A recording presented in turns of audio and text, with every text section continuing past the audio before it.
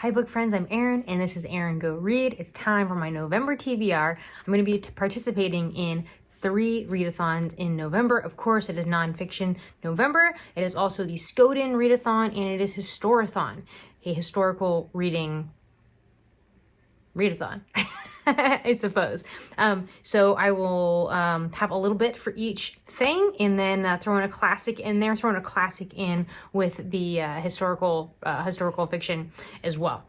So let's get to it. I will link all of the necessary readathon announcements and hosts and all of that stuff below in case you want to learn more about each readathon. So I'm going to start with my nonfiction choices. And so Olive always comes up with 4 single word reading prompts. So the words this year are record, secret, border, and what's the last one? Record, secret, border, element. I got it all without having to look it up.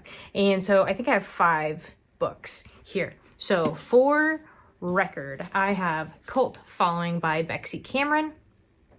This is the record of Bexy's life in and out of here's my escape and return to the Children of God, which is I believe it's an English cult, and I know the boyfriend of the author. I've never met her, but I know the boyfriend of the author. Also for secret, I have the Burnout.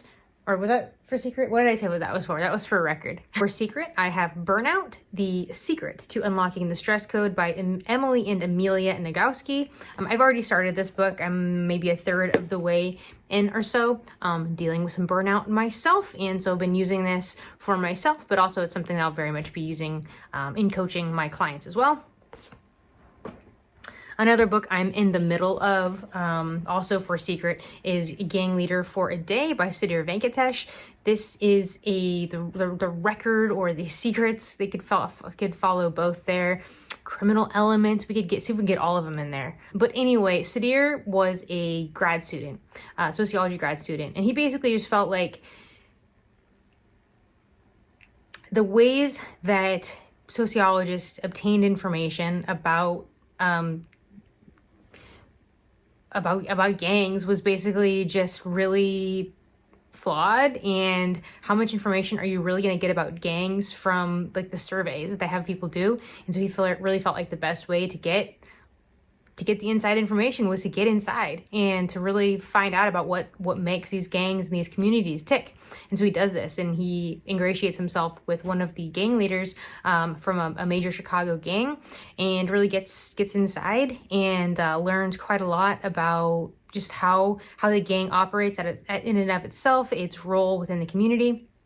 And one thing that I would say, because I'm like halfway through this book, one thing that I would say that is not necessarily a criticism, but an observation of it is that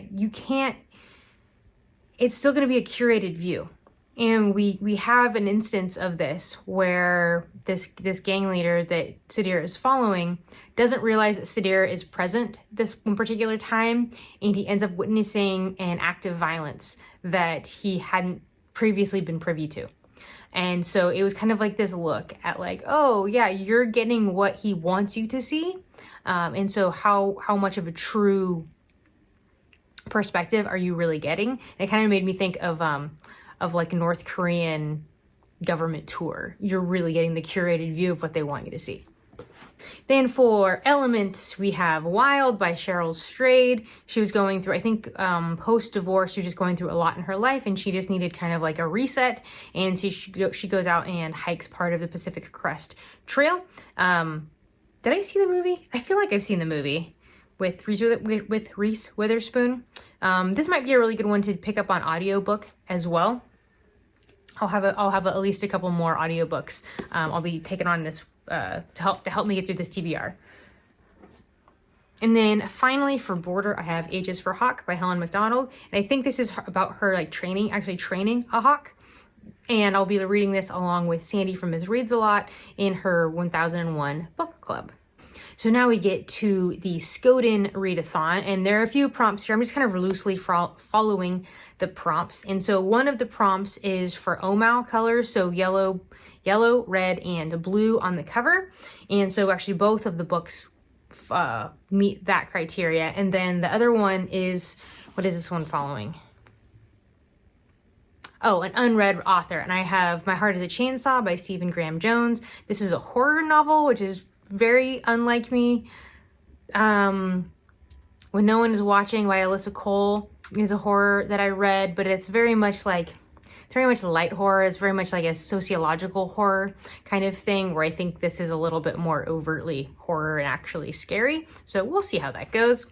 But I've heard really great things about Stephen Graham Jones as an author, and I actually didn't realize that he was Indigenous until I saw this show up on Heather from my Asagi Expat Book Nerds November TBR. So thanks, Heather, for that. Because this was literally sitting in my front seat after I picked it up from a used bookstore recently. Do you do that? You buy books and then leave them in your car? The other book I have, this is the Omao colors, as well as Queer or Two-Spirit Rep, and that is Black Sun by Rebecca Roanhorse. This is a deep queer fantasy. Don't know a whole lot about it. I'd started this on audiobook at least 6 months ago, and it just, too much was going on. I think we have like 4 different perspectives, I want to say. And just too much was going on for me to be able to follow it on audiobook, at least from the get-go. So I would like to get back to this. I do have to say, I'm not like super feeling this book at the moment. So if any, and this is kind of a chunker, so unless kind of my feelings change towards this is probably going to be like very low on my list of priorities. For some reason in my head, I feel like sci-fi fantasy feels like January to me, like this cozier time of the year. I don't know why. Like fall doesn't feel like sci-fi fantasy. And for some reason January does. Like Leviathan Wakes is on my January TBR already. So then we get to Historathon, and there is an audiobook I will be reading. I'll be reading this is kind of a cool way actually that they've done this readathon. So they have a series of, I don't know, maybe like 8 prompts. I'm not going to do all of them, but each one relates to the next one. So the first one is a book with Lost in the title, and they have a group read, which is The Lost Girls of Wildbrook. Is that right? Willowbrook. The Lost Girls of Willowbrook by Ellen Marie Wiseman. I'll put a picture of it here, as I don't have a copy of it. I'll be listening to this on audiobook. And then from there, you read a book set in another country from there.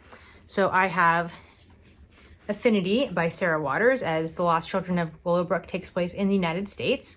Affinity takes place in England in a Victorian prison. So Victorian era.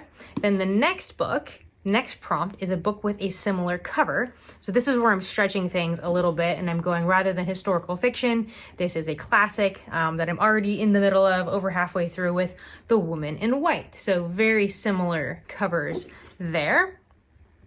Very much enjoying The Woman in White. This was my Victober read, and I basically just decided to take my time with this, to allow myself to let it take a while, and not try to rush it or to have any negative feelings towards it taking me a long time to read this book.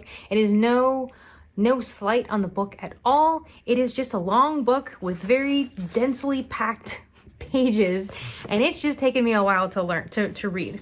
My other just kind of major goal for the month of October's over. The month of November is to just spend more time reading. I've been terrible with reading, and terrible with just using my free time well, which does not help with the whole burnout situation that's going on. And I just find myself on my phone all the time, just wasting time, just doing absolutely nothing, not doing anything I'm actually enjoying doing. It'd be one thing if I was doing something that I was really enjoying, like playing a game or something like that, but I'm not. I'm just like flipping back and forth between social media apps and things like that. So I'm going to make a concerted effort in the month of November, and hopefully going forward, to really minimize my just scrolling time and use my time really well. I'm finding reading sprints work really well for me, or finding like read with me videos, or even just like doing time lapses on my phone, because I record on my phone. So if I'm doing a time lapse of me reading, then I can't use my phone for anything other than that. And so having those kind of like 20 to 45 minute kind of reading sprint sessions really helps me with reading. So I'm actually going to do that right now. I don't know which book I'm going to start yet, check out the vlog from the first week of November and you'll find out which book I started with.